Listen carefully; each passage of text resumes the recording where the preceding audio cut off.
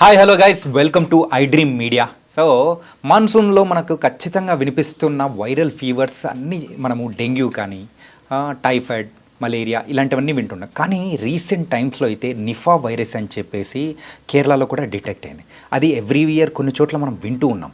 అసలు ఈ Nipah virus గురించి మనలో అవగాహన అనేది కూడా రావాలి. మరి ఆ అవగాహన గురించి మనకు అందరికీ మంచి మంచి సలహాలు, మరి వచ్చిన తర్వాత ఏమేం చేస్తే మరి దాటి నుంచి కూడా బయటపడవచ్చు అని సలహాలు ఇవ్వడానికి కూడా మనతో పాటు కూడా ఉన్నారు డాక్టర్ రాజేష్ ఉక్కల గారు. సో ఆయన జనరల్ ఫిజిషియన్. సో ఆయన్ని అడిగి తెలుసుకుందాం. Hi sir. హలో రాజేష్ గారు, welcome to the I dream media. Present అయితే యూజువల్లీ మనం అయితే కొన్ని సంవత్సరాలుగా డెంగ్యూ అని చెప్పేసి ఇవన్నీ వైరస్లు మనం పేర్లు వింటూనే ఉన్నాం. కానీ రీసెంట్ టైమ్స్లో అయితే నిఫా వైరస్ అని చెప్పేసి మనం ఎక్కువగా వింటున్నాం. అసలు ఈ నిఫా వైరస్ అనేది ఎంత వరకు ప్రభావం అనేది మన మీద చూపుతుంది, వచ్చిందంటే ఏం చేయాలి? సో మీరు యాక్చువల్లీ గమనిస్తే ఈ వైరల్ ఇన్ఫెక్షన్స్ అనేవి కాస్త ఎక్కువగా కనబడుతున్నాయి. వాటి వల్ల సివియారిటీ హ్యూమన్స్ మీద ఎక్కువగా కనపడడం అనేది జరుగుతుంది. అయితే దీని కాంటెక్స్ట్లో కాస్త మనం ఒక 10 years బ్యాక్ వెళ్తే బర్డ్ ఫ్లూ వచ్చింది, కోవిడ్ వచ్చింది, తర్వాత ఇప్పుడు జీకా వైరస్, నిఫా వైరస్. సో ఇలా వైరస్లు ఎక్కువగా కనబడుతున్నాయి. యాక్చువల్లీ ఒక 20 సంవత్సరాల క్రితం వెళ్తే డెంగీ వైరస్ అనేది లేదు, చికెన్ గునియా అనేది లేదు. సో ఈ వైరస్ అనేది బాగా రావడానికి కారణం నా ఉద్దేశంలో మన బాడీలో రోగనిరోధక శక్తి అనేది తగ్గిపోయిన దానివల్ల వస్తుందని నా అభిప్రాయం. అయితే పర్టికులర్గా నిఫా వైరస్ గురించి మాట్లాడితే, సో ఇది కూడా ఒక జునాటిక్ డిజీజ్. జునాటిక్ డిజీజ్ అంటే యానిమల్స్ ద్వారా వచ్చే డిజీజ్. అది అంటే ఆ వైరస్ యానిమల్స్లో ఫస్ట్ వచ్చి యానిమల్స్ నుంచి హ్యూమన్స్కి వచ్చేదానికి ఆస్కారం ఉంది. అదే తరుణంలో హ్యూమన్ టు హ్యూమన్ కూడా ట్రాన్స్మిట్ అయ్యేదానికి ఛాన్స్ ఉంది. సో ఈ జొనాటిక్ డిజీజ్ అన్నప్పుడు ఫస్ట్ ఇవి పందుల్లో కానీ బ్యాట్స్లో కానీ గమనించారు. సో ఈ వైరస్ ఎవరైతే వాటికి క్లోజ్గా ఉంటారో, అంటే బ్యాట్స్ కానీ పందులకు కానీ క్లోజ్గా ఉన్న వాళ్ళల్లో ఎక్కువగా వచ్చేదానికి ఆస్కారం ఉంది.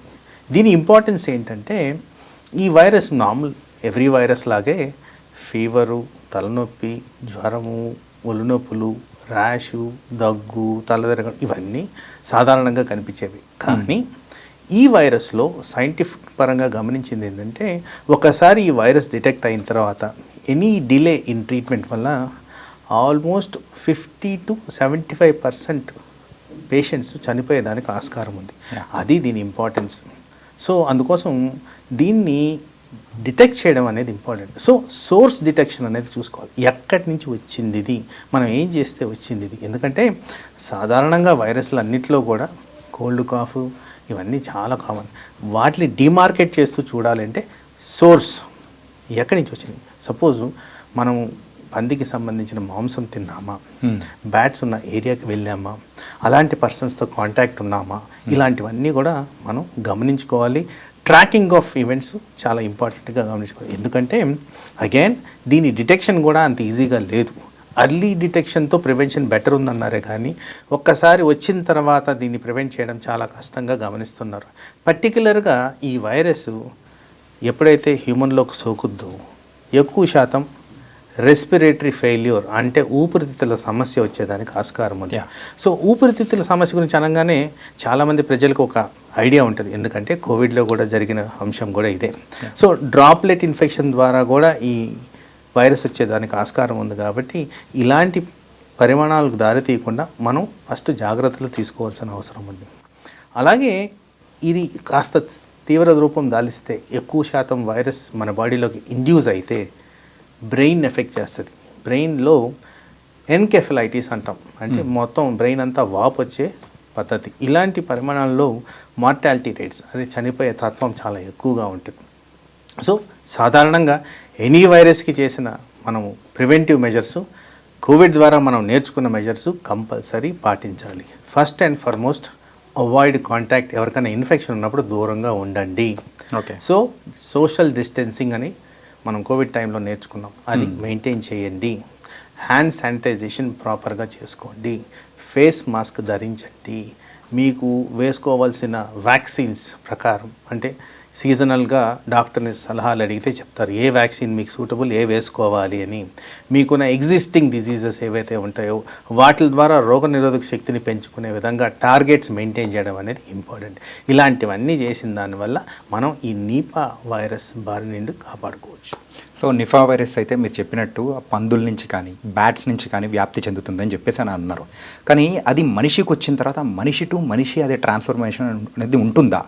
ఆ డ్రాప్లెట్ ఇన్ఫెక్షన్ అంటే మనిషి టు మనిషి అంటే నేను వచ్చి దగ్గాను, పక్కన మనిషి మీద ఆ వైరల్ కణాలు వెళ్ళేదానికి ఆస్కారం ఉంది.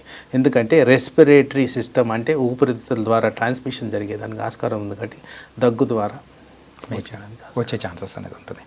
అంటే దీని యొక్క సిమ్టమ్స్ కానీ ఎట్లా మనము డిటెక్ట్ చేయొచ్చు అంటారు? యూజువల్లీ అయితే ట్రేసింగ్ ఆఫ్ సోర్స్. ఎందుకంటే ఆల్ వైరల్ ఇన్ఫెక్షన్స్ లాగానే ఇది కూడా నార్మల్ సిమ్టమ్స్ చూపిస్తుంది. ఫ్లూ జ్వరంలో ఎలా ఉంటాయో అవే చూపిస్తుంది.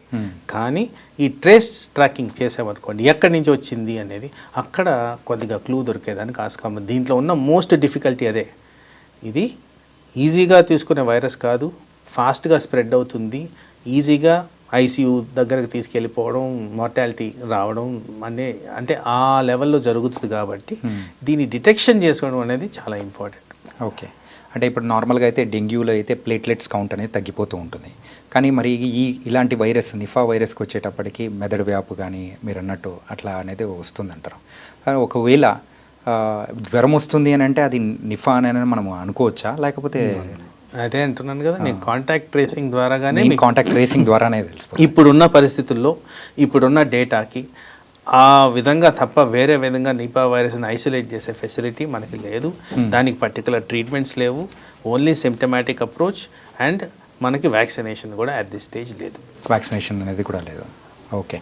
మెయిన్గా అయితే ఇది ఎక్కువ శాతము అడల్ట్స్లో ఎక్కువ ఇబ్బంది పెడుతూ ఉంటుందా లేకపోతే చిన్నపిల్లలు అంటారా? ఎవరైనా కాంటాక్ట్లోకి వస్తుంది. కాకపోతే ఇక్కడ ఎట్లా ఉంటుందంటే ఎవరికైనా రోగనిరోధక శక్తి తక్కువ ఎవరికి ఉంటుంది, ఎక్స్ట్రీమ్స్ ఆఫ్ ఏజ్, చిన్నపిల్లల్లో, ఎల్డర్లీ పాపులేషన్లో. సో వైరస్ అనేది వీళ్ళల్లో ఎక్కువగా ప్రాబ్లమ్స్ తీసుకొచ్చేదానికి ఆస్కారం ఉంది. అందుకోసం all ages can be affected. కానీ ఈ ఎక్స్ట్రీమ్స్ ఆఫ్ ఏజెస్ కాస్త కేర్ఫుల్గా ఉండాలి. అలాగే ఎవరికైతే ప్రాబ్లమ్స్ అంటే లాంగ్ స్టాండింగ్ ఆర్గన్ డిస్ఫంక్షన్స్ అంటే క్రానిక్ డిజీజెస్ ఉన్నవాళ్ళు, like cancer therapy, blood diseases, అలాగే కీమోథెరపీ, ఇలాంటి వాళ్ళకి చాలా కేర్ఫుల్గా మనం మెజర్స్ తీసుకోవాల్సిన అవసరం ఉంటుంది. అది ఏ డిసీజ్కైనా వర్తిస్తుంది. మెయిన్గా అయితే ఈ సీజన్లో అయితే కొత్త వైరస్లు వస్తున్నాయంటే ఖచ్చితంగా ఎవరైనా భయపడుతూ ఉంటారు. ఇక మార్కెట్లోకి కొత్త వైరస్ వచ్చినట్టు ఏదో ఫోన్ వచ్చినట్టు ఈ వైరస్ వచ్చేటప్పటికి ప్రజలు కూడా కొంచెం ప్యానిక్ అనేది అవుతూ ఉన్నారు అనమాట. కానీ మీరు చెప్పిన జాగ్రత్తలతో ఖచ్చితంగా వాళ్ళకు కూడా ఒక మంచి అవగాహన అనేది వస్తూ ఉంటుంది. So thank you so much sir. Thank you. So guys, Nipah virus అనేది నార్మల్గా అన్ని వైరస్ లాగానే వచ్చింది. కాకపోతే మనమైతే మన డ్రాప్లెట్స్ కానీ ఎవరైతే వ్యాప్తి చెందింటారో వాళ్ళ దగ్గర నుంచి కొంచెం దూరంగా శానిటైజేషన్ అనేది యూజ్ చేస్తూ మనము మన జాగ్రత్తలు ప్రివెన్షన్ అనేది తీసుకుందామంటే ఖచ్చితంగా మనము ఆ వైరస్ బారిన పడకుండా మనం జాగ్రత్తగా ఉండొచ్చు. సో మరొక ప్రోగ్రామ్తో మళ్ళీ కలుద్దాం. అంతవరకు take care. This is your Chanakya. See you.